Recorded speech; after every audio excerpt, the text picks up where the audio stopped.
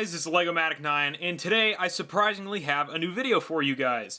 I know it's been a while since I last uploaded my roaring success of a video, so I opted to spice things up a little bit and give this guy his own video. Anyway, today I'll be showing you guys my custom Lego Hunter from the video game Destiny. No, not the actually relevant Destiny 2 that just got a new expansion that makes the game actually fun again. We're talking about the original Destiny 1 that has been dead for like over a year now. This figure has been in the works for quite some time. I wanted to have a figure of my final hunter from the game to go along with my other Destiny 1 figures, so I collaborated with Sander yet again. If you guys aren't familiar with Sander, he's the one that always sculpts stuff for me that I'm too afraid to do on my own. But anyway, without further ado, let's go ahead and take a better look at this figure. Good luck to you both.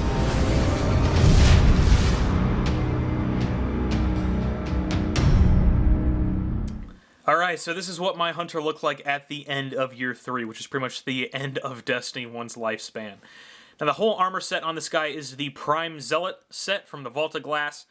Vault of Glass is my favorite and arguably the best raid in Destiny 1, so I really wanted to get all of the gear from that raid for my hunter here, so that is what I ended up doing. Now before we get started, I just want to show you guys a quick side-by-side comparison of my Lego Hunter along with the in-game model of my Hunter, just so you guys can see that for reference. Now there are some inaccuracies in terms of my paintwork, but I'll get to that a little later, just to explain some of the things I left out or decided to add on. Now the shader I went with for this guy is the Super Black shader, just to match the best with the glowing blue from the Vault of Glass armor. I was thinking about like some white or some blue ones, but this one just looked the best. So we're going to start off with his gun here. This is the Vision of Confluence Scout Rifle. I use this thing a bunch in year 3, or just all of Destiny. I use this thing a bunch. It's between this and then the Iron Banner Pulse Rifle, I think, were the two I always swap to, but this is the one that I remember using a bunch. So this started off as a Brick Arms DMR from Halo, conveniently, and I went through and I chopped off a bunch and then resculpted a lot of it to make it look more like the Vision of Confluence. The bipod is from a Minifigure M24 sniper rifle, maybe, and then the sight is a holographic sight from Tiny Tactical. Those parts of the gun look a little big, but hey, here's Vision of Confluence right here. Here, I'll turn it to this side so it looks, you guys can see that better, but that's what it's supposed to look like in-game, and it's what I ended up using for my figure here. Looks pretty good, I think. Painted that thing up. My first Hunter figure from Destiny 1 had Fatebringer and Praedyth's Revenge, so I thought it would be pretty cool to keep up the trend of the Vault of Glass weapons. So we're going to go ahead and take this out of his hand, just so we can take a better look at the actual figure here.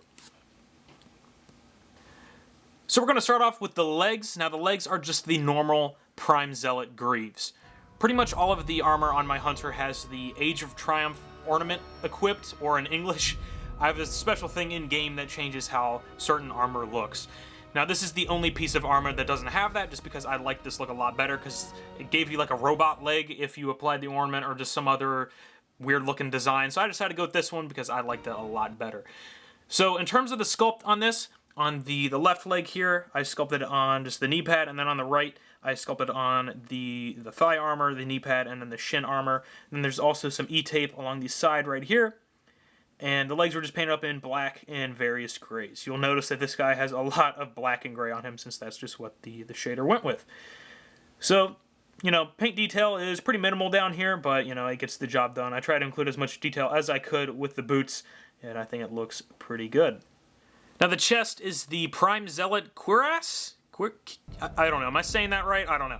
Anyway, Sander did the sculpt on this part. He sculpted the main breastplate, the back detail, which I'll show you guys a little later, and then just the main belt assembly there with all of the corresponding elements. You guys can tell Sander did this part because it is extremely detailed, whereas my stuff is not quite there yet. But he did a great job on this part. It just looks spectacular. Then after he sent me the sculpt, I went through and just painted everything up. I painted the undersuit, the belts, the chest plate, just everything. Then I also added the metallic blue up towards the collar there for those glowing lights. And then there's also some detail underneath the cloak, which I'll show you guys towards the end of the video. But anyway, I just really like how this chest turned out, or just this torso armor in general. I really like that undersuit paint job. And that belt detail is just insane that Sander was able to include all that. Now, there's a bunch of detail like up in here that you guys can just barely see, just because it's dark paint and it's hard to get light in there. but it just looks insane. Sander's a madman. Anyway, we can talk about the arms now that we're up here. The arms are the Prime Zealot gloves. On this side, I actually did the sculpt on both of the arms here, so yay me, I actually could do some work on this guy. The arms have these weird, like, triangle Vex-shaped shoulder pad elements or whatever that I sculpted up there. It's got a gauntlet sculpted on this arm as well. Some E-tape for those straps right there. And then everything was painted in some various grays as usual. Now this arm over here is a little different. It's got a kind of similar gauntlet, but it's got a hose on there instead that was painted up in metallic blue, and he's got more of a rounded shoulder pad. But he does have a strap on there as well, made out of E-tape. And then we'll see if we can squeeze this guy out just a little bit. You guys can see just the sculpt on the back there, just a little bit. Not too detailed, but hey, there's still something there. But yeah, that is pretty much it for the arms.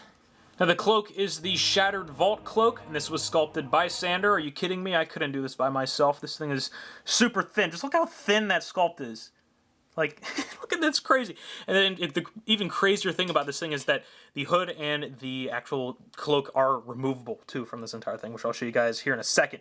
But first thing, paint job on this thing is pretty simple. It's just all black. It's got the yellow trim running along the edge of the hood here, but then it's got these squares on the back here, metallic blue, and that's where, when I was painting these, I was like, yeah, I'm not doing these throughout the entire hood, because that's where the main inaccuracies come. The hood's got a bunch of these squares all around it, and I was like, nah, for my sanity's sake, we're going to skip that.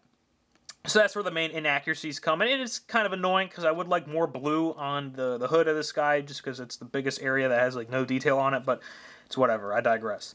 But anyway, let's go ahead and pop the hood off so we can take a better look at the helmet. So here's the hood off. As you guys can see, it's not just a separate helmet. The hood actually does pop off, so we can take a better look at the helmet. Now the helmet is the Prime Zealot helm, again sculpted by Sander. This thing is just crazy full of detail, so I'm just going to just spin it around so you guys can see everything.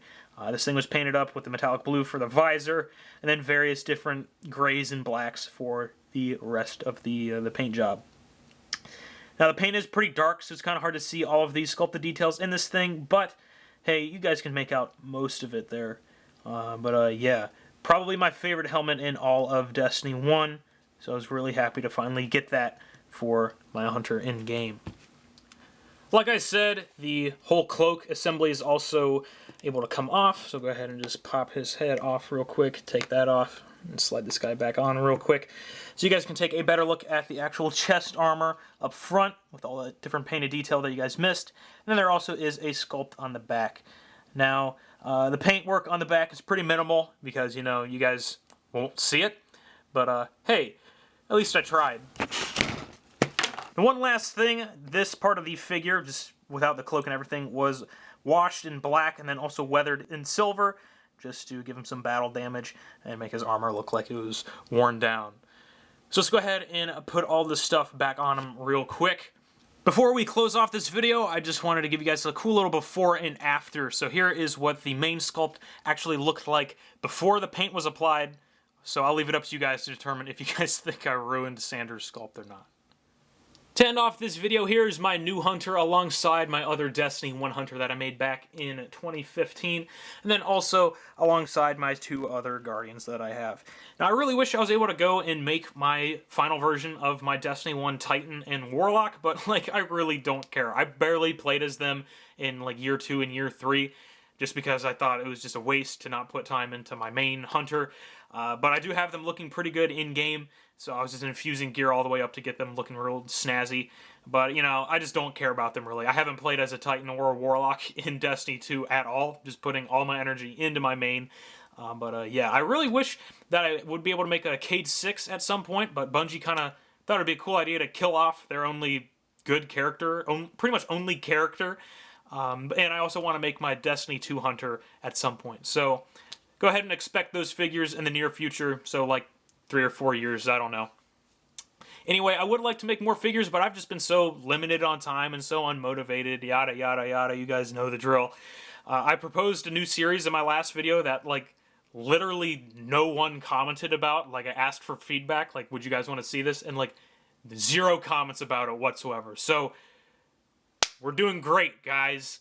But I don't know. I don't know if that'll happen. If you guys would go back and watch that video, I think I talked about it at the end of my my custom minifigures episode 1. So go ahead and check that out so you guys can give me some feedback on that if you guys are interested. But yeah, we'll see where things go from here.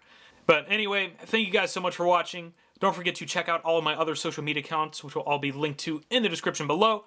And I will see you guys later.